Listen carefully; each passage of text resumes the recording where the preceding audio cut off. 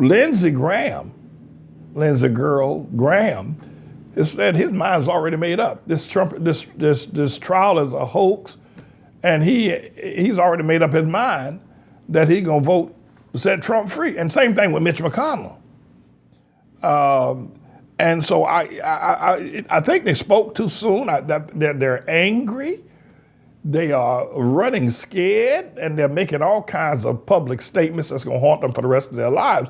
Because how can you, on the one hand, say you're going to be partial, and then take an oath and say you're not? You're going to be impartial. Mr. Engineer, roll clip number 3. Now let's try to dissect this whole business that's going on here. Clip number 3, Mr. Engineer.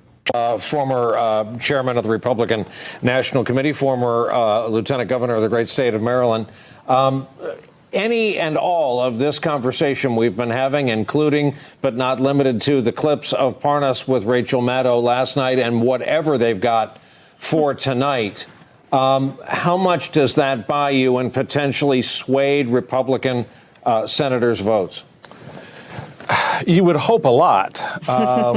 But I fear not too much. I think a lot of this is baked in, and the question is whether or not you can slice out pieces of votes to cobble together a coalition of the willing who want to willingly have an open trial that would allow for witnesses and documents and testimony.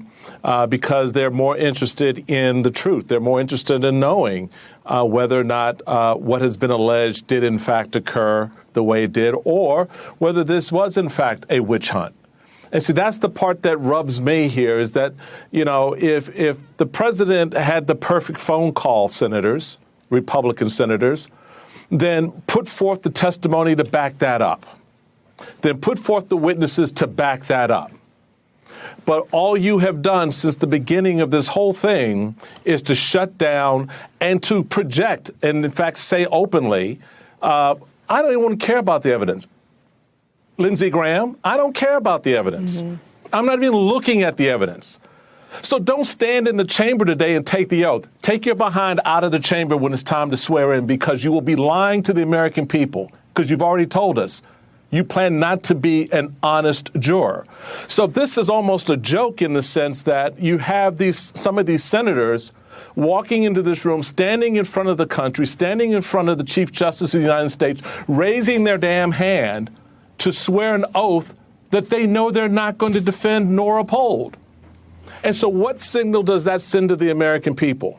It says to us that the rule of law, the process of jurisprudence in whatever form it takes, doesn't matter, at least for some. It will matter for you. Don't try that when you go to get called for jury duty the next time.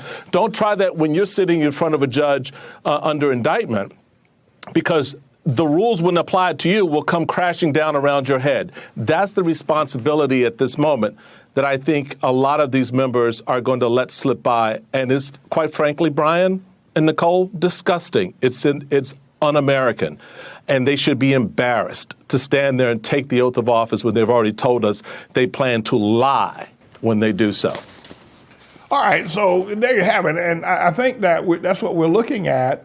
This is really another O.J. Simpson, Rodney King, jury nullification. The black folk that sat on that jury in Los Angeles and tried O.J. Simpson, they raised their hands to be impartial, but they knew that boy was guilty, but they let him go. And I think that's what they want to have happen here in this event with Tribulation Trump. Whether we're going to get there or not, stay tuned.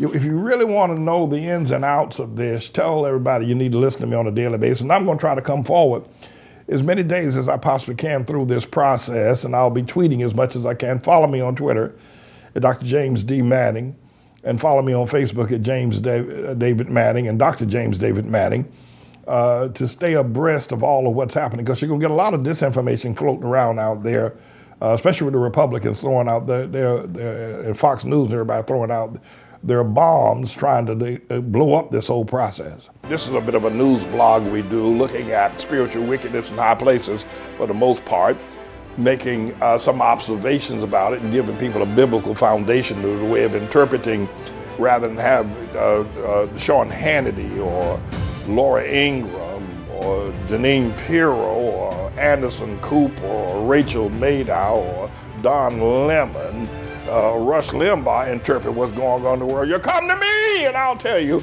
based on what the Word of God says. They'll just give you their worldly, sinful view. But the Manning Report will tell you what God has said, whether to say yea or nay, whether to go or to stay. You'll be led by the word of Almighty God. Come to the Manning Report on a daily basis to interpret the spiritual wickedness in high places, because there's plenty of it that's going on. And so I'm the Lord's servant, James David Righteous Rebel Manning, and I'm here to serve you with news and information.